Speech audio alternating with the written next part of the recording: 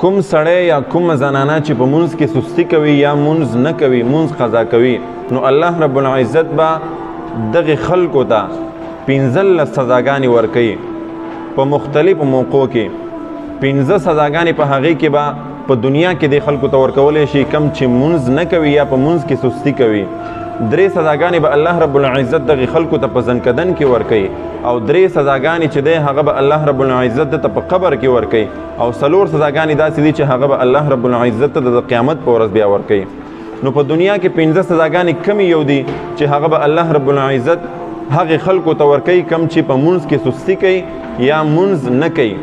په هغې کې اولنۍ سزا چې ده هغه به الله رب العزت دې ته دا ورکوي چې د دې د ژوند نه د دې د عمر نه برکت ختم شي، د دې ژوند او عمر به په دې باندې لنډ او تنګ شي. کم خلک چې په مونځ کې سستی کوي یا د مونځ پابندي نه کوي.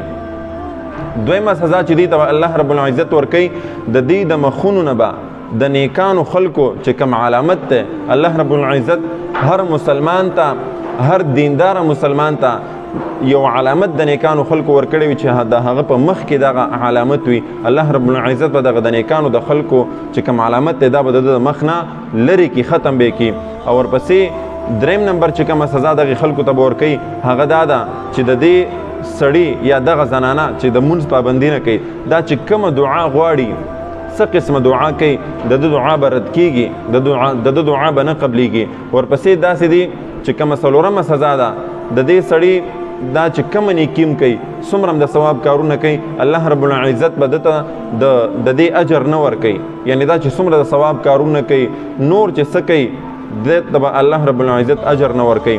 او ورپسې 5م نمبر څومره نیکان خلک چې د علما دي، د الله والا خلک دي، هغه که چېرته دې سړي ته دعا کوي نو دغه دعا به د دې سړي په حق کې نه قبلیږي.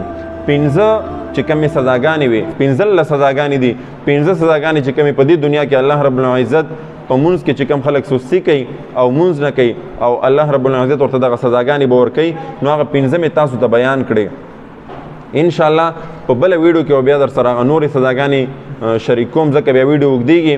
نو الله رب العزت دې وکړي چې مونږ د مونځ پابندي وکړو او د مونځ پابندۍ سره سره مونږ د مونځونو اهتمام په خپل وخت باندې وکړو، ځکه ډېر خلک داسې دي چې هغې مونځونه کوي خو مونځ په خپل وخت باندې نه کوي. ګوره دا سزا د هغې دپاره هم ده چې کم خلک مونځ په خپل وخت باندې نه کوي، نو دا سزاګانې د هغې خلکو دپاره هم دي. نو کوشش کوئ چې مونځ په خپل وخت باندې کوئ، او انشاءالله باقي چې کومې سزاګانې دي او کم نورې خبرې دی ورسره بیا په بله ویډیو کې شریک کوم.